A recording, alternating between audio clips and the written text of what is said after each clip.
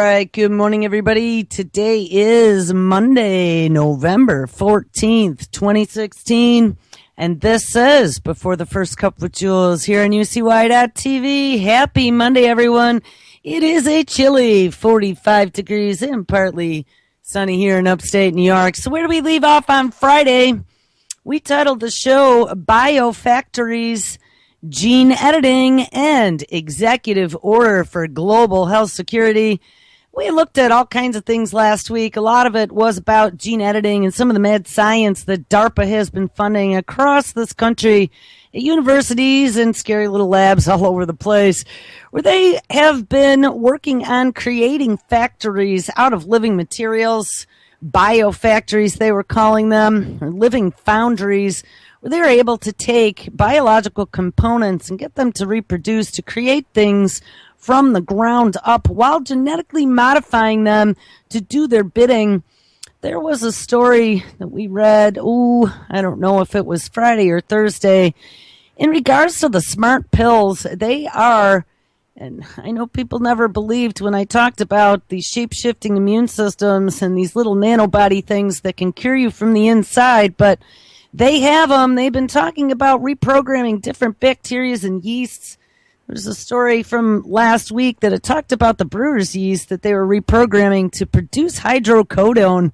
And I was joking, saying that, yeah, we could have our drug beer for pain, make it all go away. But I mean, this is just the beginning. We've said that many, many times. The beginning of technology getting into every facet of our lives. We have this whole 21st century push now, all in the name of climate change and bringing down costs and making this a wonderful place to live for our children of the future. But the scary fact of the matter is this is not necessarily always in our best interest. Obama has come out with all kinds of different edicts and executive orders over the last 8 years or so. And every single time, he's come out talking about how this is going to be our new economic engine, just like the Human Genome Project was. We got everybody's DNA going into a database as part of the formerly known as the Cohort Program, now known as the All of Us program, that will allow researchers across the world to access data to be able to produce new 21st century cures and break all the secrets that have been hidden about biology to be able to eventually allow us to live productive, fruitful, healthful, 21st century, manipulated and controlled down to a cellular level lives. Obama, recently we talked as well about technology and how they're really kind of pushing now the coming of the machine. Artificial intelligence is everywhere.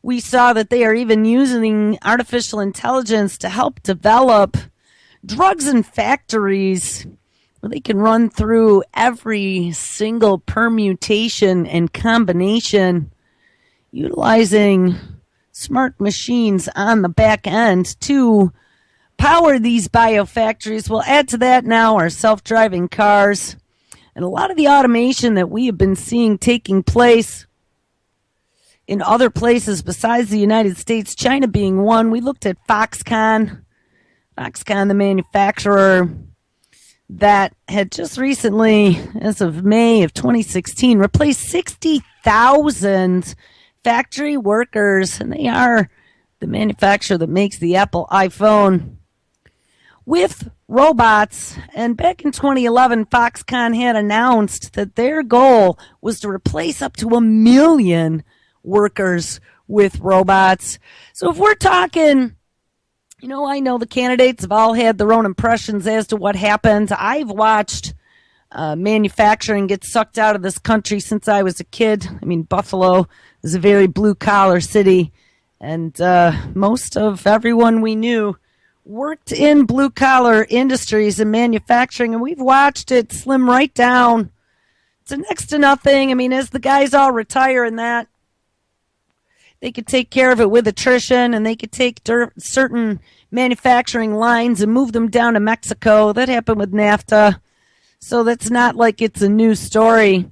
But then things started to go over to China and some of these other third world nations, and if the TPP is ever allowed to pass, there will be even a greater sucking sound. But don't worry about it because, like I said, even China, who is this burgeoning middle class now that came specifically and directly from our middle class, is now going to have some of their own issues as big factories such as Foxconn start talking about replacing their low-paid labor as compared to places in the United States and replace them with robots. So you've had different candidates coming out saying, well, we should be moving manufacturing back to the United States, and absolutely 100%, I think we do need to bring our hand jobs, not hand jobs, our jobs that are done with our hands versus our minds or software, because everything now is becoming intellectual capital. Kids don't know how to fix things anymore, and we don't know how to build things anymore. And if there is ever any type of disaster, global uprising, where other countries aren't going to like us much anymore, well, we're going to have a problem, Clyde, if we don't have manufacturing facilities any longer. But we kind of outlined last week how this new manufacturing that is emerging in the 21st century world is no longer steel girders and production lines. We are talking about laboratories now. And eventually, if Eric Drexler's vision comes to fruition, we are going to find nano factories across the board. Well, listen to this. Interestingly enough, so we've discussed Foxconn. Trump is talking about now trying to get manufacturing jobs back to the U.S. We have China with a large number of the jobs that used to be here. Well, Foxconn, back in August of 2016, and remember Foxconn was the facility that had workers who were overworked and underpaid launching themselves out of upper story windows, committing suicide. Well, the latest Foxconn worker deaths back in August are now building a case for Apple to move their operations out of China. Now, how strange is that? That was in August, and we just had Trump calling for manufacturing to move back to the U.S., and there was a story that was released right around that same time called the All-American iPhone. So we're going to take a look at this. Anyway, Samsung's Galaxy Note 7 might be the talk of the town right now. And yeah, fast forward a few months and they were pulled off the market, were they not, for bursting into flames. As were I believe it was the Samsung, hold on, I think it was their smart washing machines too, and got pulled. So much for smart appliances and the Internet of Everything. Bleep, bleep, hold on. Here they are. Yeah, Samsung, they had to recall 3 million washing machines because they might explode as well. So wait, I'm going to cue that up. We'll look at that one. But anyway, so while Apple's upcoming devices will be very likely not a big upgrade over the iPhone 6, they're going to sell crazy because they're, of course, Apple. Well, with massive demand, however, there comes the pressure to produce. And sadly, Chinese factory workers, and again, remember, this is at Foxconn, have once again fallen victim to this whole global mass manufacturing cycle. Because, yes, China has our manufacturing jobs. And while it is possible that Foxconn's notoriously stressful and tough working conditions contributed to the most recent suicide off the top floor of their Zhengdao building, it is impossible to decipher the exact reason. But the same can't be said for another victim, which was blamed upon harsh working circumstances. And they are paid measly wages and forced to work overtime, sometimes 14 hours a day and 7 days a week. So anyway, as long as they have condolences, now they're kind of looking at things. How much would it actually cost to have an all-American iPhone? Trump has said Apple should actually be making their iPhones in the United States, and so we explained how this would affect the device's price. Trump said we should have Apple start making their computers and their phones in our land, not in China. And we're going to talk more about China because China is moving into a lot of places. You know, I've been kind of taking a look at how this future presidency is going to affect the things that, of course, are near and dear to my heart, which is anything to do with mad science gone mad. Whether or not it's going to stop the truck, back it up, or just be full steam ahead. And I hate to tell you, but everything that I am seeing looks like that it is full steam ahead. There isn't going to be any change with the changing of the guard because this is already in fast forward. So we have Trump calling for them to move manufacturing for iPhones back here, but the manufacturing is coming from a Chinese factory. And if Foxconn or any of these other manufacturers bring manufacturing back to the United States, I hate to tell you, but it's not going to be a $30 or $40 an hour job, first of all. And second of all, because benefits are so expensive and having real-time employees is really not the way of the future, these new manufacturing facilities from Chinese or otherwise companies that we are going to bring back to the United States aren't going to be manned fully with humans. They're going to be manned with production robots. So anyway, assembling these components into an iPhone costs about $4 and about $10 in the estimate of another professor out of Syracuse University. Ding, remember that because we're going to talk about Syracuse in a bit. And in the grand total, it would add about $30 to $40 to the cost of an iPhone. And that is partly because costs of labor in the U.S. are higher, but also because there's additional transportation and logistics expenses that would arise from shipping parts and not just the final product to the U.S.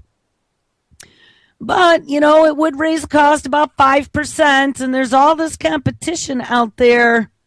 Don't think that these companies are going to sit back and take rising costs with lowering their profits just to bring things back here. There's going to be some sort of payoff to bring manufacturing to the United States. So let's take a look again at Samsung.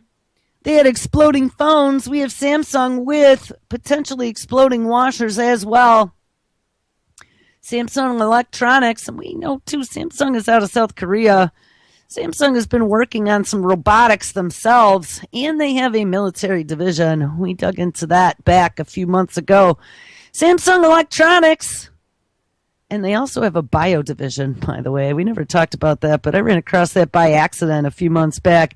They manufacture cell lines. Samsung Electronics, which is already reeling from a global recall of the Note 7 smartphones, ding, I thought so, said it would recall about 2.8 million of its top-loading washing machines in the United States to address safety concerns. The top of the washing machines can unexpectedly detach from the chassis during use, posing risk of injury from impact. Oh, so they don't literally explode. The lid comes flying off and becomes a projectile. Holy crap. The machines are being recalled and were manufactured between March of 2011 and November of 2016. Samsung received 9 related reports of injuries, including a broken jaw, an injured shoulder, and other fall-related injuries. Yeah, like trying to duck quick. Holy crap. This is what you get for buying smart anything. Samsung received 9 reports, and they are the world's top smartphone maker, and they're already grappling with a global recall of at least 205 million Galaxy Note 7 smartphones due to faulty batteries causing phones to catch fire. And while this defect is not the same as the 7's issues, it likely will raise further concerns over the company's quality control measures and product safety. And, you know, that's another thing, like quality control. When we were looking at some of this new immuno and gene therapy with this new 21st century medicine last week, one of the things that we discovered, too, is that some of these vaccines now, of course, are being produced in China. I think that we're going to see more and more of that. And if not in China, if they bring manufacturing back to the United States, very possible that they're going to have Chinese economic investment zones like they are doing in some of the upstate New York cities, where they allow these companies from other countries to come here and basically set up their own, what do they want to call it, sovereign little mini nation, where they get all kinds of tax benefits, and sometimes they're not even party to all of our laws, kind of like we have on Indian reservations. I don't know if that is exactly what they are doing in Syracuse, but we're going to look at this new Smart City, Smart Solution program. New York State, in some of the charts that I was looking at, is one of the big states full of investment. New York and Maryland. Maryland, where your alphabet agencies have a lot of investment, as well as your Plum Island and Fort Detrick. So I thought it was interesting that New York and Maryland would be the two top investment states. But anyway, back to things produced in China. China is where a lot of the manufacturing is happening now. And like I said, you have to worry about these countries that don't have any type of quality control. And when things are shipped into this country, we don't have good checks and balances that are going to be necessarily looking at safety. We give them a blessing to manufacture and ship to this country. And that isn't just in washing machines or defective phones or defective vaccines. But we are also looking at things such as Chinese chicken now. Get rid of your labeling laws. We don't need to know where our food comes from. I saw that there's a brand new push now for test tube beef, all in the name of climate change. We've talked about that a whole bunch of times. The cost has come down from some insane number, like $325,000 a burger, now to $11.36 for a lab-grown burger. So put in a seatbelt, people. This isn't going to stop anything having Trump in office. And as a matter of fact, if I had to predict, I would say that it's going to accelerate things. You know, there are double edges to every single idea and technology. And I always thought that having a businessman in charge might be better than having a politician who doesn't understand ledgers and balance sheets and how to get the best price for things. But if the best price means going to China to get our vaccines, or to get our lab-grown beef, or to get our iPhones, or whatever, I just don't think that that is a great idea. So, all right, where do we bounce off here? I'm getting off topic. So we have all these recalls happening. We have all kinds of automation happening. We have Obama declaring in October that his successor will govern a country being transformed by artificial intelligence. And that was in Pittsburgh at that AI conference at the Carnegie Mellon University, same place that created the winning AI for that DARPA Cyber Grand Challenge.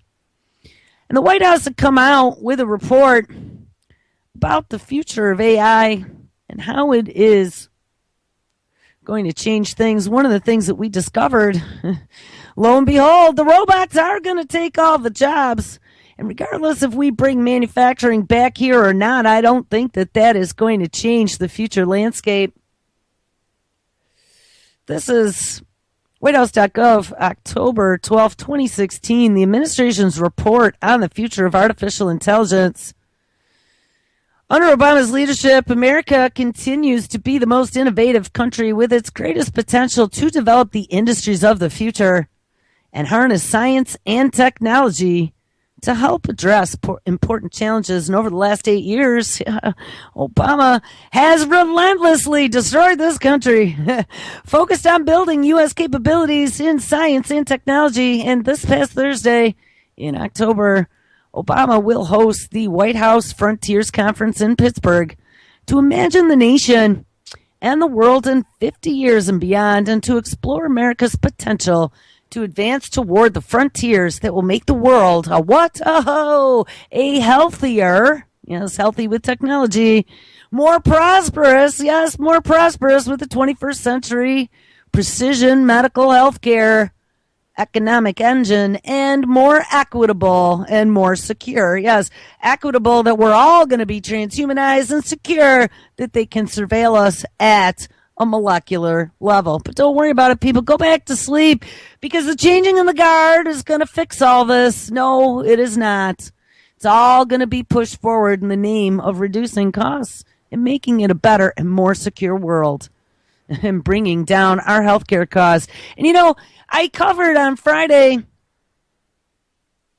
the new executive order that came out on the 4th of November, titled Advancing the Global Health Security Agenda. And that is going to roll out these 21st century cures to the world.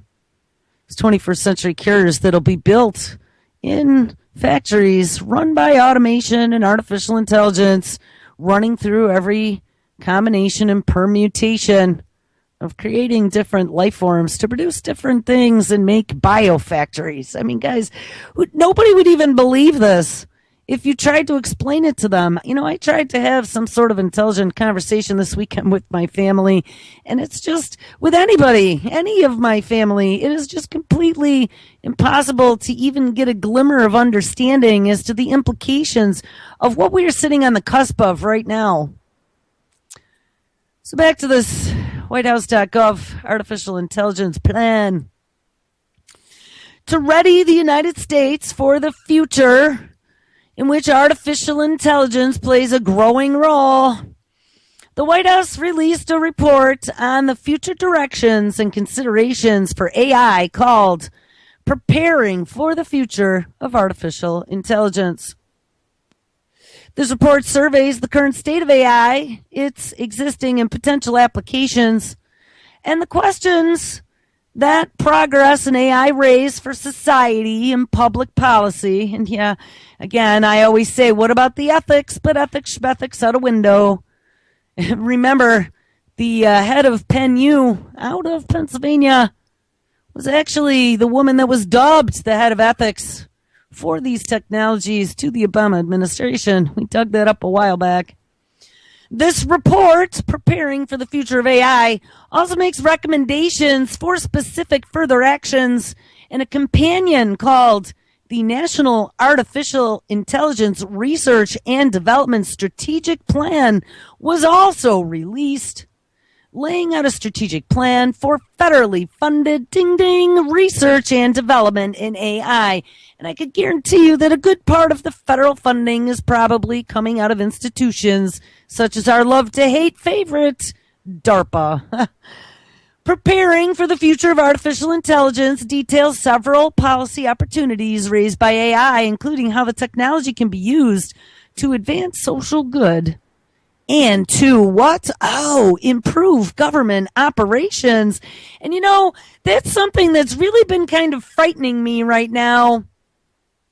I saw a few things last night that really made the little gears start making clicking noises in my head. I think they need a little bit of oil because they are getting too hot with all of the thinking that I've been doing as to what the future implications are. But guys, we have this big contested election now. We have all these people who didn't give two shits before now in the streets, paid rioting, smashing windows, making it look like, oh my goodness, we are a nation divided. And I think we are a nation divided.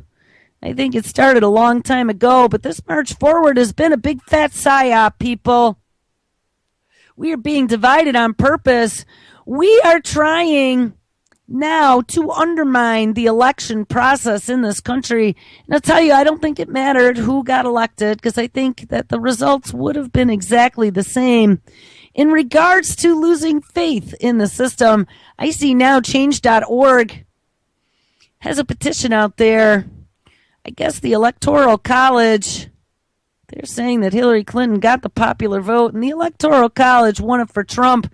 But the Electoral College has to actually put in their votes December 19th. And though traditionally the Electoral College followed how the states voted, they are not bound by law to do that. They will face a fine and maybe get bitch slapped a little bit, but they can change their vote to something else. So there's a petition out there now by change.org saying, look, Electoral College people in the 24 states that can actually change their vote or something legally by law, we didn't vote for this guy. And this is going to screw up our country beyond belief. He's a joke. So let's flip the switch and make Hillary Clinton the elected president. And the horrifying thought that at the 11th and a half and 3/4 hour, that there would be a way that they could flip the switch. And I don't care who the candidates are. Like I said, they would be able to flip that switch to make it another candidate who's actually going to be commander-in-chief after a month or more after an election. Guys, this is setting us up for some real big freaking problems, some real future disasters that could be impending upon our country. First thing I see is, they pulled that switch. You think we got problems now, Clyde? If they decided Hillary Clinton all of a sudden became president, shit would erupt like we have never seen before in this country. And I mean with a big kaboom. And that big kaboom could be a perfect example. Remember, Obama is still in charge December 19th. We could roll out all these new 21st century war technologies to now tamp down on full-blown social unrest. And for that next election here in 4 years from now, we could talk about the insecurity of voting machines, and we could talk about how broken the Electoral College is and how stealing the vote by paid or unpaid people coming in from places or bussed in or shipped in or no documentation or whatever, voting 8 times. Didn't we have Rudy Giuliani I think it was Giuliani talking about when he was mayor. He knew that there were instances where people were voting multiple times. So let's destroy any faith that anyone still had in the voting system. And let's do something more 21st century. Let's let the machine run the show. Hey, humans have foibles. Nobody is perfect. And we have IBM Watson, who's doing some miraculous things. He keeps getting featured in different technologies that he has done this amazing. I keep calling him he. Stop, Jules, stop. It's not a he. Don't anthropomorphize these things. They are not human. And they are only programmed to do what humans tell them to do. But Watson is progressing with leaps and bounds, like I said, in learning genomics and curing cancer. 1 million books a minute or a second it can read. It is just absolutely insane. We saw now that they're going to start using AI, and not necessarily Watson, but AI in general, to do cloud-type learning so they can spread things from one machine to another in the blink of an eye, soon to be with 5G and millimeter wave at a terabit a second. And we have our government pushing ahead with automation to the nth degree as a way to make us a new economic powerhouse. And we have all these problems in this country. I think we are going to see robot soldiers, no problem at all. We got Valkyrie out of NASA, and they've already talked about using that for Homeland Security and, of course, quote unquote, recovering from disasters. They don't say what kind of disaster. Social unrest is considered a disaster as well. And by the way, as these protesters are smashing and burning, walking through cities, take a good look at your homeowner's policy next time you get a renewal. For those of you that have them, because I'll tell you, over the last few years, I'm one of those really annoying people that reads legal documents and highlights and things and makes little notes. And my last 2, I would say, homeowner's policy that I combine with my car insurance, all have clauses now that say I am not covered from radiological dispersion, which, oh, yay, good thing. Good thing we got Fukushima spewing all over us for 6 years now, just about. But also, I'm not protected from social unrest. So if I get a Molotov cocktail thrown through my window, or my car window smashed, and my back seat burned, my car, my home is not covered under insurance for that. It's very disturbing to me that we have come to this point. But hey, let's roll out the robot police. Let's make a unified national police force. We have all this brutality problem going on. You know, we've been federalizing some of these different departments that have had big issues, putting them under the Department of Justice. They've been rolling out those K5 units in California, that little R2-D2 thing that ran over the toddler. Like I said, they're working on this Valkyrie, and we got Atlas 2 already from DARPA, military version of the humanoid robot that can be armed and used in the battlefield is coming. We got self-driving cars. Of course, you won't even need to have a personally owned vehicle anymore in the future. Push a button, it'll show up. Maybe even finance your trip by blasting LED commercials the whole way on the walls around you in the vehicle. But you know, as they bag and tag and scan us at every level and be able to reduce our health insurance costs by putting just these little brewer's yeasty things inside of you. Like, I just couldn't even believe we were reading that. And they can manufacture drugs based upon whether or not you're operating within parameters. And the second you go outside of those parameters, that yeast can start manufacturing things to cure you internally while it's inside of you. It's just, you know, and then they can connect these things with little micro wireless sensors that can be read every time you pass a base station and encrypt your data and send it back real time, beep, beep, beep, to your dashboard that your doctor in Beijing is monitoring. It's just insane. Anyway, all right, let's not wander too much. Let's get back to this White House report on AI. So we have two releases that we should read with a fine-tooth comb. One called Preparing for the Future of Artificial Intelligence. And we're not going to do that today because we're already at 10:30. But maybe at some point this week. And number 2 is the companion called the National Artificial Intelligence Research and Development Strategic Plan. Preparing for the Future of AI details several policy opportunities raised by AI, including how the technology can be used to advance social good and improve government operations. And that's where I kind of went off. Or, you know, eventually run the government so we don't have problems like we have now in the future. Imperfect leaders picking the lesser of two evils, or a lunatic that might get into the office. We'll fix that. We can just program the AI to do the right thing, statistically speaking, of course. As well as how to adapt regulations that affect AI technologies, such as what? Yes, automated vehicles, in a way that encourages innovation in this country. Also, well, protecting the public, yes, because your concern is their utmost interest. As well as how to ensure that AI applications are fair, safe, and governable, and how to develop a skilled and diverse AI workforce. The publication of this report follows a series of public outreach activities spearheaded by the White House Office of Science and Technology Policy in 2016, which included 5 co-hosted public workshops held across the country, as well as an RFI, a request for information, that received 161 responses from different companies who are interested in participating in the growth of these technologies. These activities helped inform the focus area and recommendations included in the report. I wonder who, let's take a look quick. Let's see if they tell us who responded.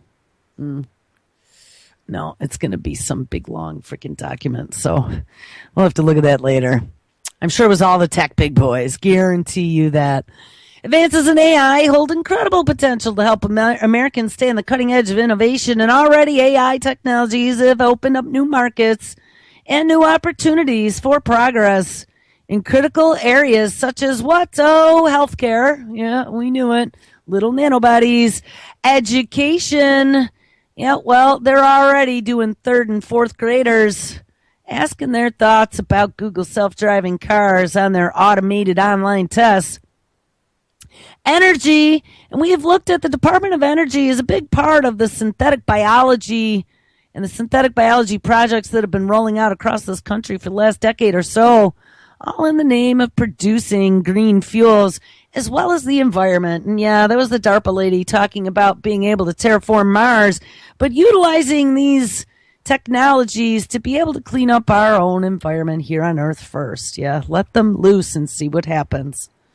In recent years, machines have surpassed humans in the performance of certain tasks, such as some aspects of image recognition, and although it is very unlikely that machines will exhibit broadly applicable intelligence comparable to or exceeding the humans in the next 20 years, yeah, except for Wink Watson, experts forecast the rapid progress of exponential returns in the field of specialized AI will continue, with machines reaching and exceeding human performance on an increased number of tasks. And add to that, cloud learning. And I really think we're pretty much going to be slaves of a superhuman race of some sort of intelligence that we let loose. We have released the demon, as Elon Musk has said. In the coming years, AI will continue to contribute to economic growth and be a valuable tool for healthcare and etc. And we should be ready for these challenges. Technology can help us manage the risks of the future. And all of us have an opportunity to help in building an AI-enhanced society. As well as, it's all about equality, people. We all will also have the opportunity to participate in its benefits. And that universal basic income is being floated again. Robots take all the jobs. They're going to pay us to sit around and be pretty and eat grapes and think about things. And to be human guinea pigs. All right.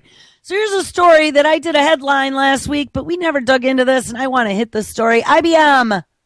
This is out of Computer World. We saw Watson on 60 Minutes with Charlie Rose talking about all the wonders and all the cancer he's cured and all the genomics he's working on. Well, Computer World,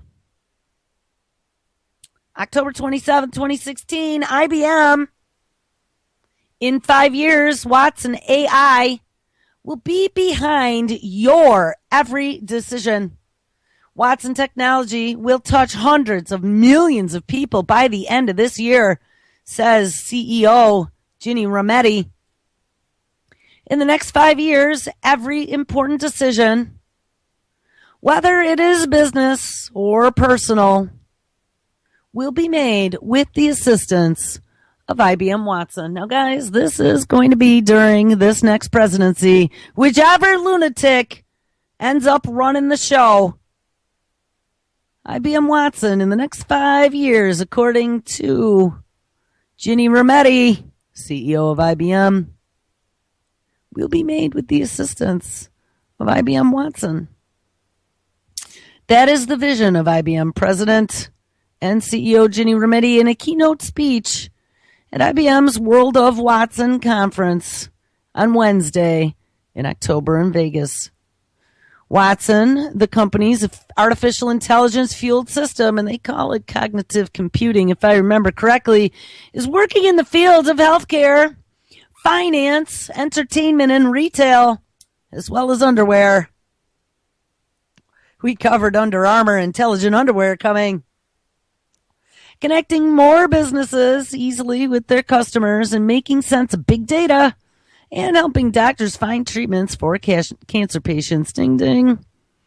The Watson system is set to transform how business functions and how people live their lives. Our goal is to what? Well, it is to augment intelligence, says Rometty. It is man and machine. And this is all about extending your expertise. A teacher, a doctor, a lawyer. Remember, IBM Watson was already hired as a lawyer. I just remembered his name and then I forgot it again. Ross, that's what it was. Ross, the AI lawyer, was hired by a big law firm that is also back-ended by Watson. Ginny says, it doesn't matter what you do, IBM will extend it. At IBM's conference in October, which the company said drew 17,000 attendees, they explored how companies, including retailers, educators, human resource departments, and financial institutions, among others, can actually utilize Watson. The challenge IBM has right now is to define the marketplace. 10 years from now, will IBM be the leader? Well, Watson is the leader today, but that's easy. If you want to be the leader, they need to create the marketplace and then the expectations. The AI market is young. Like I said, people, this is just the beginning and malleable. And Watson is the biggest name, pulling in users like General Motors, GlaxoSmithKline, Staples, Teva Pharmaceuticals, the American Cancer Society, and the Cleveland Clinic. And every industry starts with a blank slate. This is the blank slate. IBM is in the position right now to create a base everyone can build on. And Watson will touch hundreds of millions of people by the end of this year alone. And in many cases, its users may not know it. Watson may be embedded in Staples' new Easy Button smart device or 1-800-Flower.com's new digital gift concierge, or into GM's new OnStar Go service. OnStar, which has been around for about 20 years, provided in-vehicle communication, security, navigation, remote diagnostics, and hands-free calling. But with Watson working behind the scenes on OnStar Go, drivers could get help avoiding traffic when they're low on gas, have a cup of coffee ordered and paid for when they get to their favorite cafe, and get a reminder to get off the highway 2 exits early to make it easier to stop at the pharmacy after work. Guys, you know, our brains are going to turn to gelatinous masses that are useless as we augment ourselves and give it all up to the machine. It is the nanny state. We need someone to make decisions for us as a society. These last 2 generations have been taught to be babies and to not know how to react in an event of adversity. You know, oh my goodness, when you have a choice to make, oh, it's so depressing. Or, oh my goodness, it's so hard to think. I'm so distracted 24/7 and the Kardashians are on. Come on. This really is not going to head us in the right direction as a species, guys. And they're pushing it so hard and they're rolling it out and it's all done in the name of convenience. It's all being done in the name of keeping you safe. I mean, they didn't mention it for this OnStar, but what is it going to take since they have all this connectivity and tie into the vehicle for them to just remotely take your vehicle over? You smell like you had a little too much to drink tonight, Johnny. Autopilot is turned on and engaged. I mean, that's not too much of a stretch of the imagination. Rometty also said that IBM's moonshot, ding, those moonshots are just really splurting all over us now. Moonshots seem to be the craziest of the mad science projects from every different angle, and all the different companies that have them is focused on healthcare. And she brought on stage Satoru Mignano, a professor of the Human Genomic Center at the Institute of Medical Science at the University of Tokyo. Ding, Japan. Remember, Japan is where a lot of our mad science happens, one of our many mad science countries. Mignano said that researchers and doctors are faced with too much data, and that's what they said too on that 60 Minutes expose when they were interviewing one of the lead oncologists from the cancer hospital. There's just too much data for them to make good decisions anymore. And so Watson's just making it so much easier. Last year, Miano said more than 200,000 papers were published about cancer alone. And meanwhile, 4 million cancer mutations were also reported. Nobody can read it all, he said. And I would agree with him on that. We feel we are a frog in the bottom of the well, and understanding cancer is beyond a human being's ability. Oh, God. But it's not, people. Just absorbing data is. You need researchers. You need a research department. You don't need artificial intelligence to do it all for you. We have the capability, but Watson can read, understand, and learn. So why not use him? Yeah. Why not build him into the all-knowing, all-seeing oracle? Researchers are using Watson to cull through all the data and to help the clinicians find specific mutations in patients' genomes and then offer guidance in the treatment. Miano also gave examples of a 66-year-old woman with leukemia. She received standard therapy, but was still getting worse. Doctors didn't understand why, but they used Watson, and researchers analyzed all of her data that they had on that woman in just 10 minutes.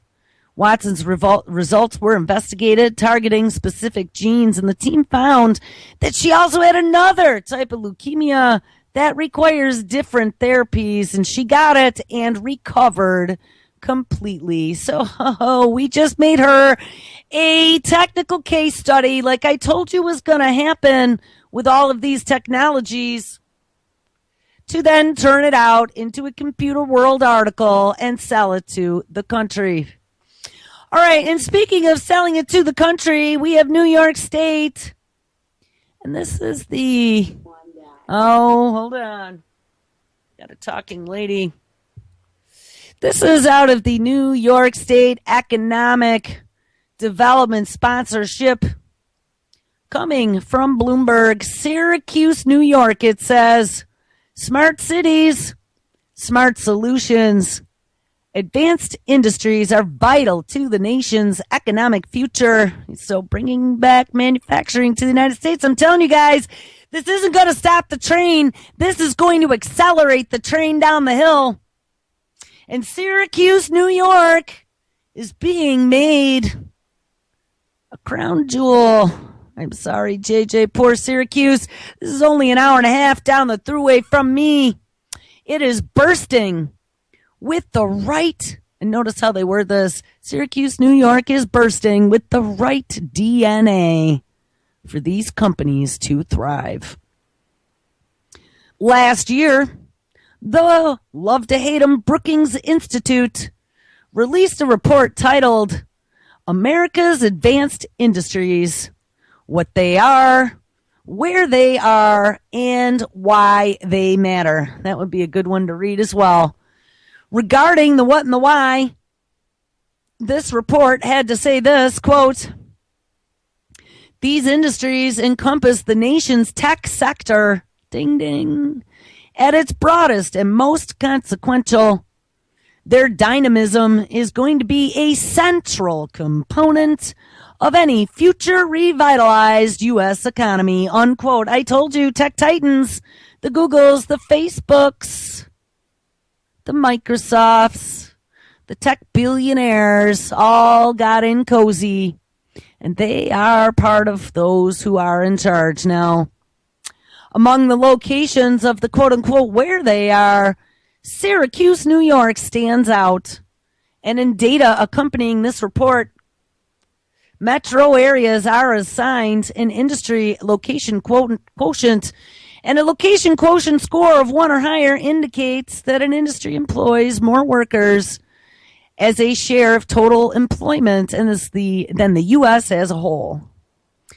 The Syracuse metro area, 17 of the top 25 advanced industries have an LQ quotient of greater than 1, representing $6.3 billion in annual output and nearly 9% of all the jobs in the region. But something special is happening in Syracuse. And remember, this is another one of those glossy sheets to bring an investment, but it was horrifying to read. And something that's happening in Syracuse all starts at the area's 35 colleges and universities that are getting all this sprinkle funding from Mad Science Gone Mad, which develop new ideas and produce a deep talent pool. Those ideas are then nurtured at business incubators like the Tech Garden, where 60 entrepreneurs are busy creating new company breakthrough technologies and next generation jobs. We can take a company through idea creation, funding, investment, acceleration, and scaling, says Rick Clonan, VP for Innovative Entrepreneurship in Syracuse, and that is an incredible thing to do in one entity, in one place. Let's connect it to everything very easily, and let's all become entrepreneurs that work together. Readily available tech talent makes Syracuse prime location for startups. Snow Dragon, a Chinese company.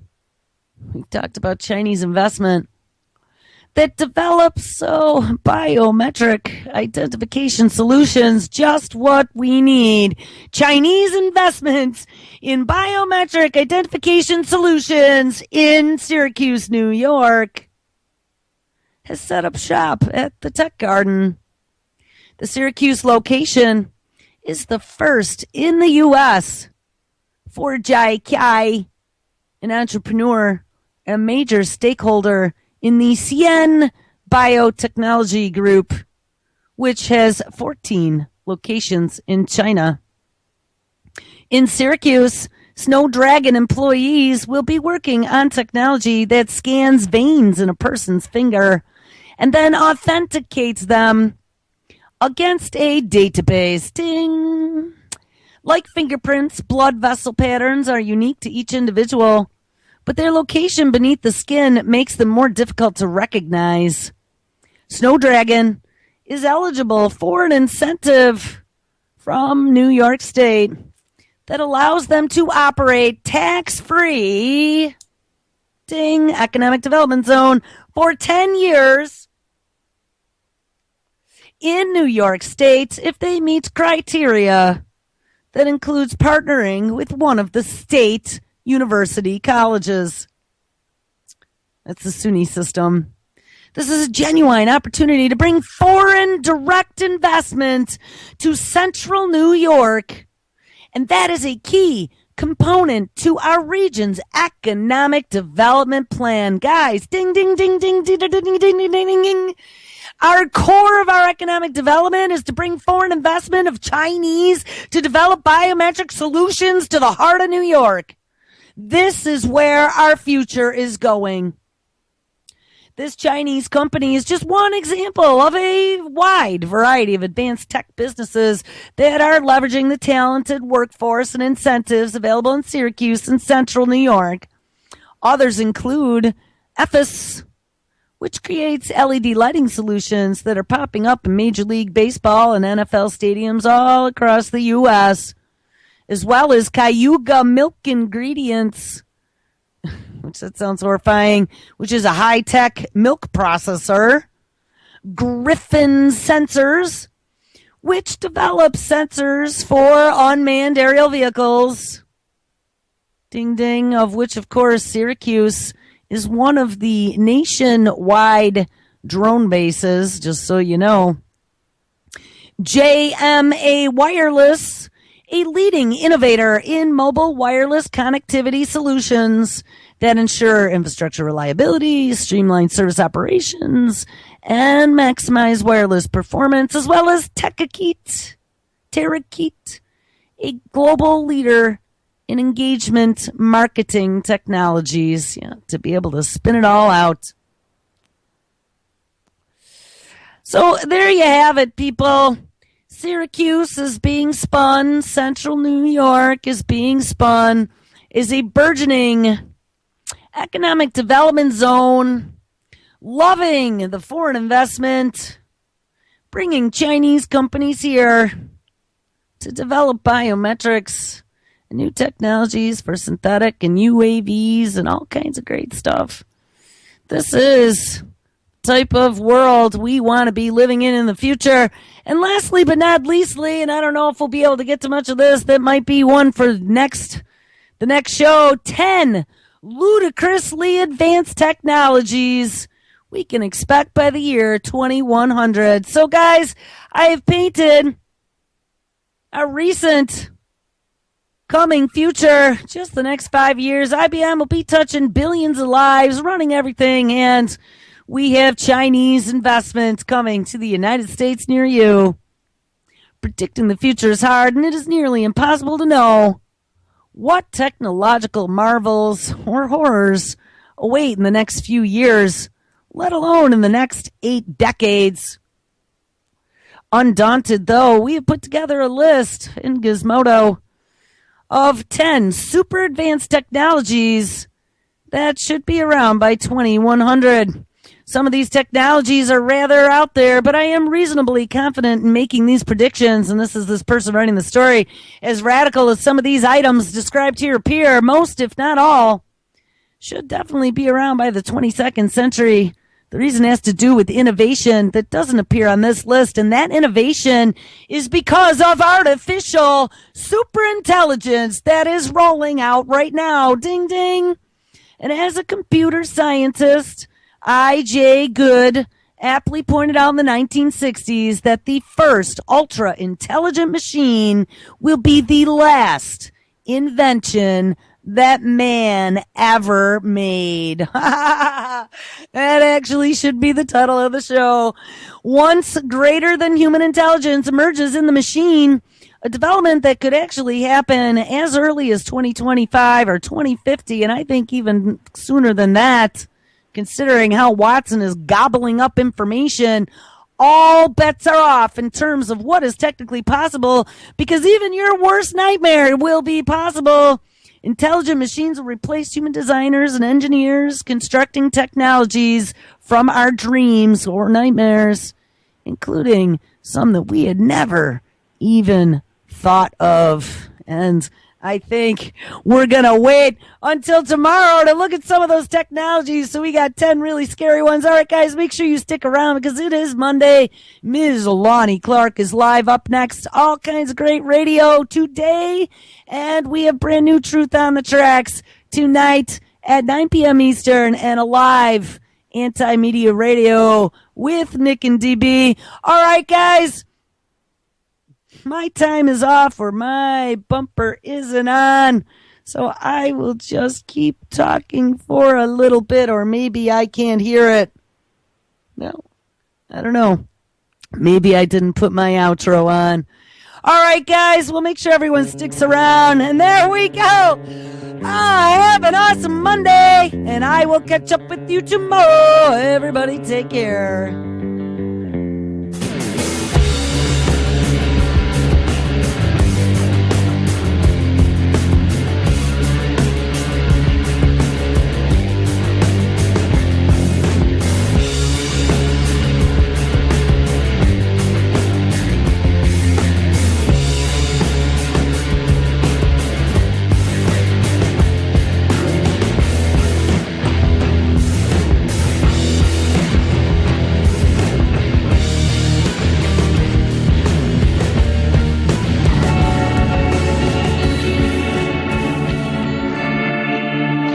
On the tracks, you can catch